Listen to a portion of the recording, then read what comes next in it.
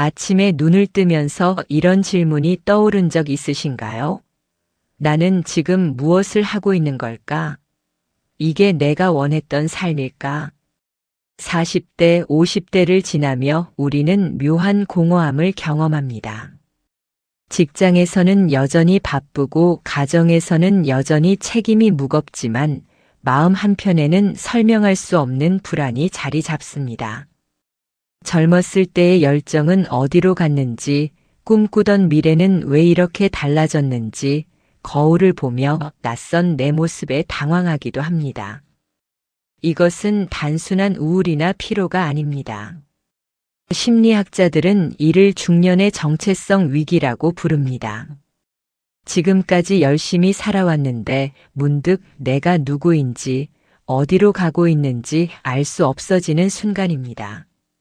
하지만 오늘 저는 여러분께 희망의 메시지를 전하고 싶습니다.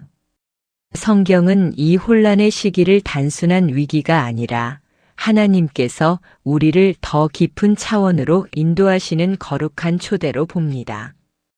중년의 정체성 위기는 끝이 아니라 진짜 나를 발견하는 새로운 시작일 수 있습니다. 지금부터 함께 성경이 말하는 정체성 회복의 3단계를 따라가 보겠습니다. 중년의 정체성 위기가 왜 이렇게 고통스러울까요? 그것은 우리가 그동안 의지해왔던 정체성의 기둥들이 흔들리기 때문입니다. 젊었을 때 우리는 무의식 중에 자신을 정의합니다. 나는 유능한 직장인이다. 나는 성공한 사업가다. 나는 좋은 부모다. 나는 건강하고 매력적인 사람이다. 이런 정의들은 우리에게 안정감을 주었습니다. 그런데 중년에 접어들면서 이 기둥들이 하나씩 균열을 보이기 시작합니다. 직장에서는 후배들이 더 빠르고 유능해 보입니다. 사업은 예전만큼 성장하지 않습니다. 아이들은 독립하려 하고 건강도 예전 같지 않습니다. 거울 속 내 모습도 낯설어집니다. 바로 이때 우리는 중요한 질문과 마주합니다. 이런 것들이 흔들릴 때 진짜 나는 누구인가? 사도 바울은 비슷한 위기를 경험했습니다. 그는 한때 자신을 이렇게 정의했습니다. 나는 8일 만에 할례를 받고 이스라엘 족속이요 베냐민 지파요 히브리인 중에 히브리인이요 율법으로는 바리새인이요 열심으로는 교회를 박해하고 율법의 의로는 흠이 없는 자라. 대단한 이력입니다. 명문가 출신, 최고의 교육, 완벽한 신앙생활, 사회적 지위까지. 바울은 이 모든 것으로 자신을 정의했습니다. 그러나 다메섹 도상에서 부활하신 예수님을 만난 후 바울의 관점은 완전히 바뀌었습니다. 빌립보서 3장 7절에서 그는 이렇게 고백합니다. 그러나 무엇이든지 내게 유익하던 것을 내가 그리스도를 위하여 다해로 여길 뿐더러. 바울은 자신이 의지하던 모든 정체성의 기둥을 내려놓았습니다. 그것들이 나쁜 것이어서가 아닙니다. 그것들이 진짜 자신이 아니었기 때문입니다. 우리도 마찬가지입니다. 중년의 위기는 사실 은혜입니다. 하나님께서 우리에게 묻고 계십니다. 내 직함이 없어지면 너는 누구냐? 내 성취가 사라지면 너는 누구냐? 내 외모가 변하면 너는 누구냐? 이 질문이 고통스러운 이유는 우리가 그동안 이런 것들을 너무 단단히 붙들고 있었기 때문입니다. 마치 낡은 옷을 벗는 것처럼 거짓 정체성을 벗어버리는 과정은 불편하고 두렵습니다. 하지만 이것은 필수적인 과정입니다. 골로새서 3장 9절은 이렇게 말합니다.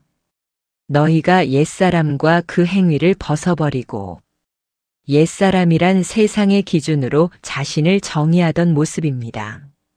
성취로, 외모로, 소유로, 타인의 인정으로 자신을 증명하려던 모습입니다.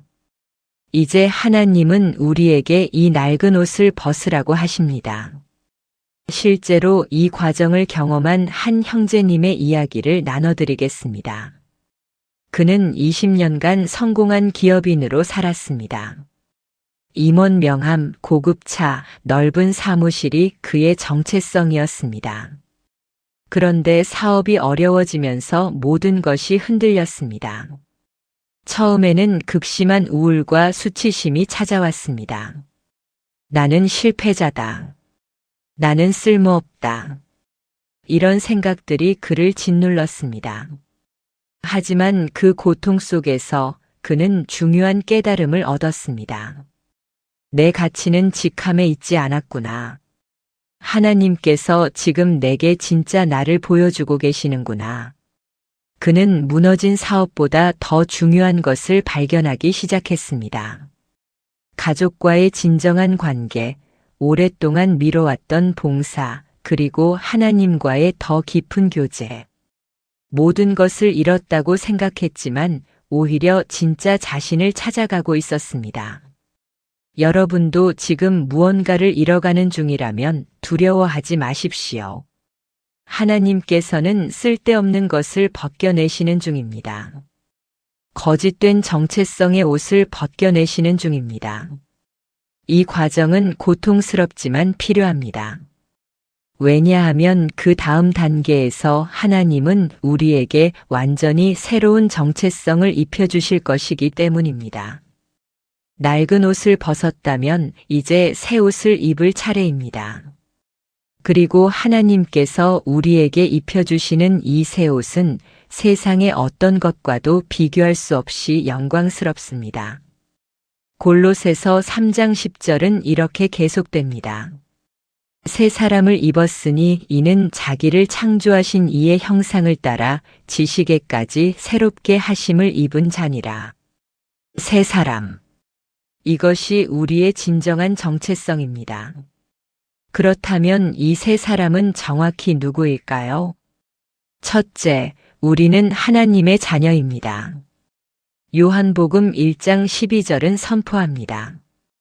영접하는 자, 곧 그 이름을 믿는 자들에게는 하나님의 자녀가 되는 권세를 주셨으니, 자녀라는 정체성은 우리의 성취와 무관합니다. 아기가 부모에게 사랑받기 위해 무엇을 증명해야 할까요? 아무것도 없습니다. 존재 자체로 사랑받습니다. 마찬가지로 우리는 존재 자체로 하나님의 사랑받는 자녀입니다. 40대, 50대에 우리가 더 이상 젊지 않고, 더 이상 가장 유능하지 않고, 더 이상 최고의 성과를 내지 못해도 우리의 정체성은 흔들리지 않습니다. 왜냐하면 우리는 하나님의 자녀이기 때문입니다. 로마서 8장 15절은 이렇게 말합니다.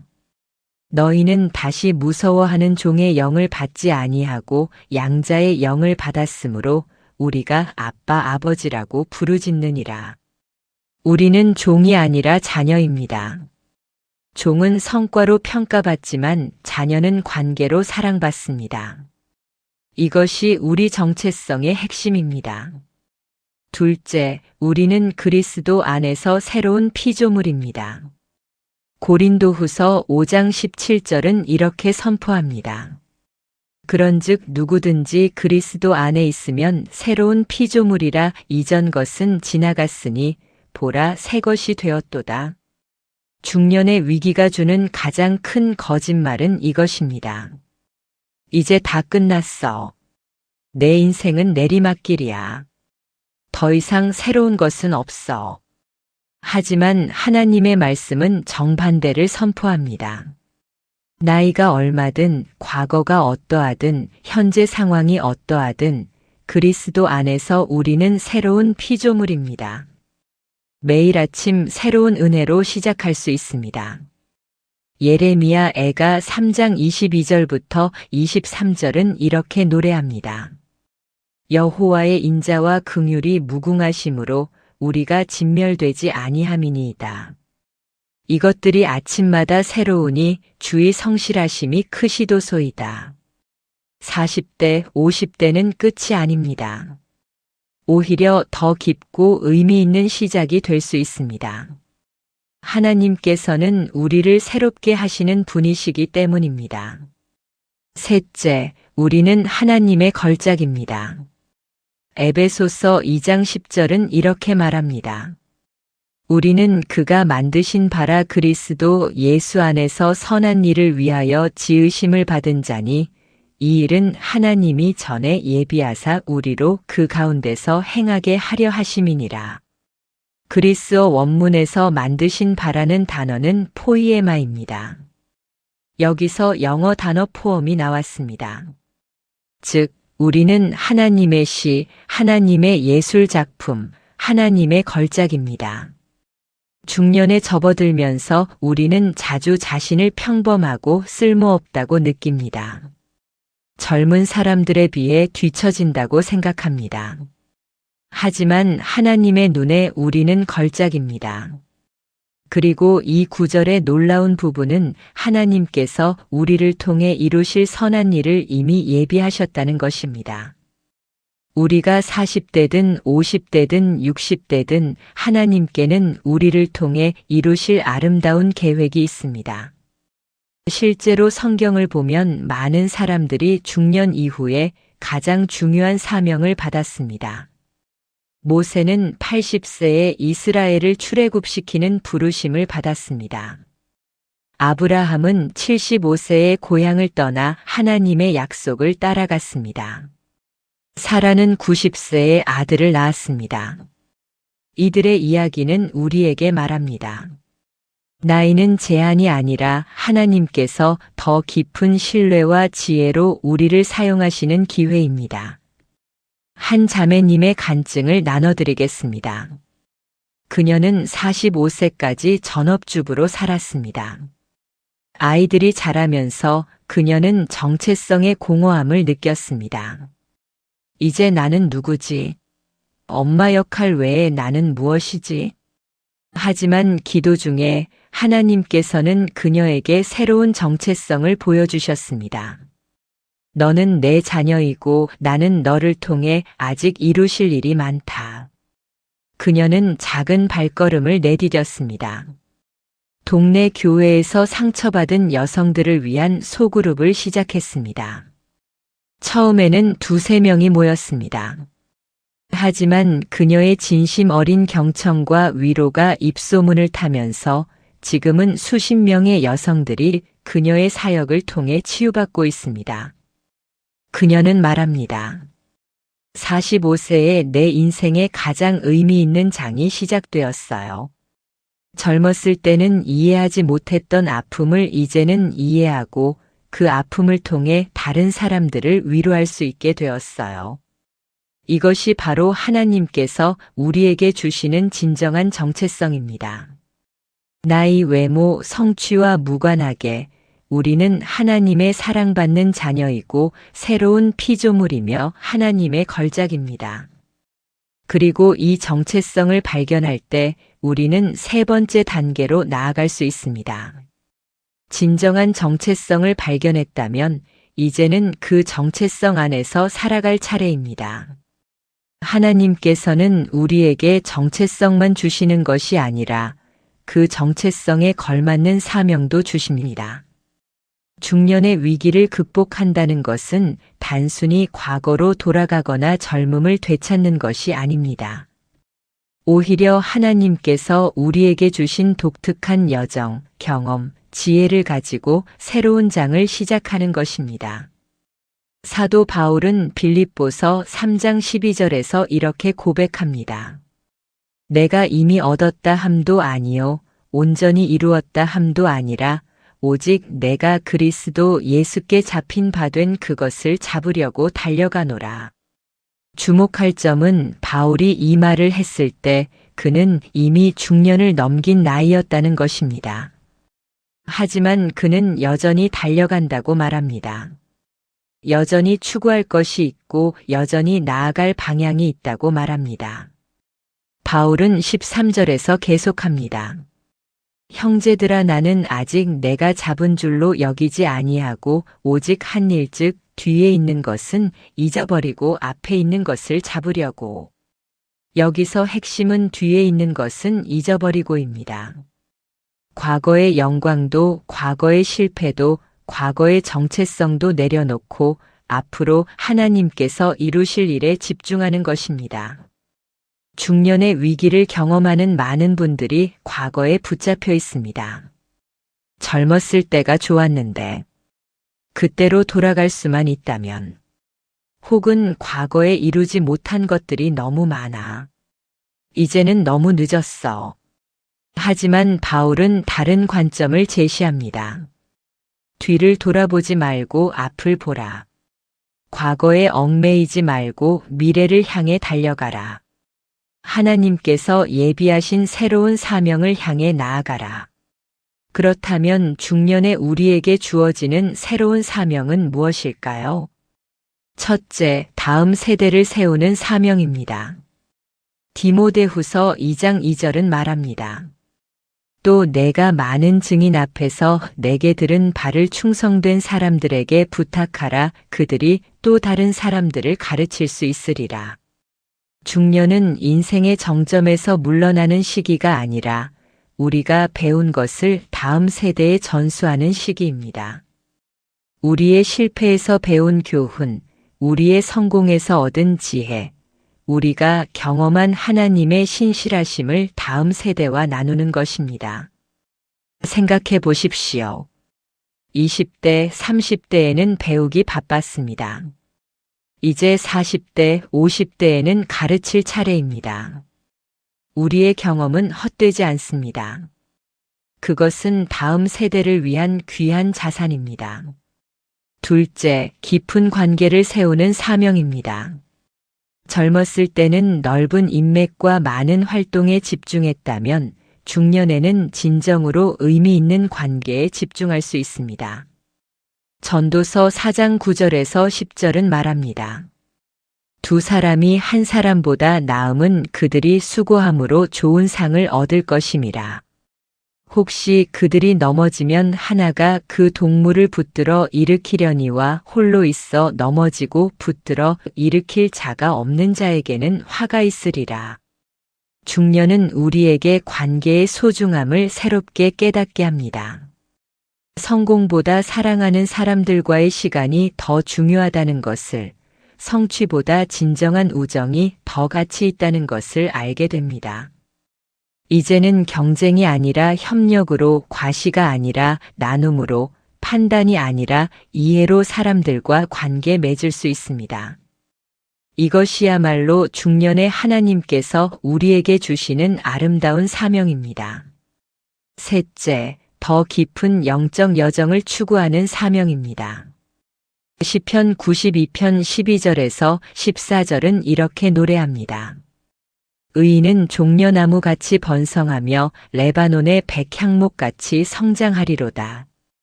여호와의 집에 심겼으며 우리 하나님의 뜰 안에서 번성하리로다. 그들은 늙어도 여전히 결실하며 진액이 풍족하고 빛이 청청하니. 놀라운 약속입니다. 늙어도 여전히 결실한다.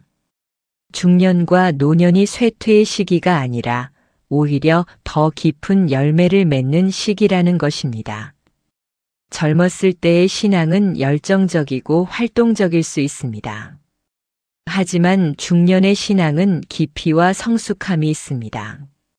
시련을 통과하며 얻은 신뢰, 실패를 통해 배운 겸손, 인생의 유한함을 깨달으며 얻은 지혜가 있습니다. 이제는 하나님을 더 깊이 알 수 있는 시간입니다. 더 이상 증명할 것도 없고 남에게 보일 것도 없기에 오직 하나님 앞에 진실하게 설 수 있습니다. 한 집사님의 이야기를 나눠드리겠습니다. 그는 50세에 직장에서 명예퇴직을 했습니다. 처음에는 상실감과 무력감이 컸습니다. 이제 내 쓸모가 다했구나 하는 생각이 들었습니다. 하지만 그는 이 시간을 하나님께 드렸습니다. 주님, 이제 제 인생의 후반부를 주님께 온전히 드립니다. 주님께서 원하시는 대로 사용해 주세요. 그는 지역 아동센터에서 자원봉사를 시작했습니다. 가난한 가정의 아이들에게 수학을 가르쳤습니다.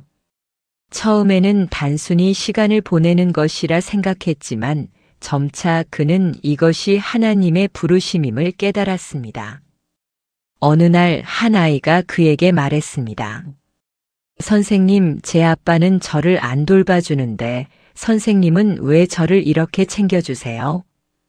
그 순간 그는 깨달았습니다. 자신이 단순히 수학을 가르치는 것이 아니라 이 아이들에게 아버지의 사랑을 보여주는 것임을. 그는 말합니다. 직장에서의 30년보다 지금의 5년이 더 의미 있습니다.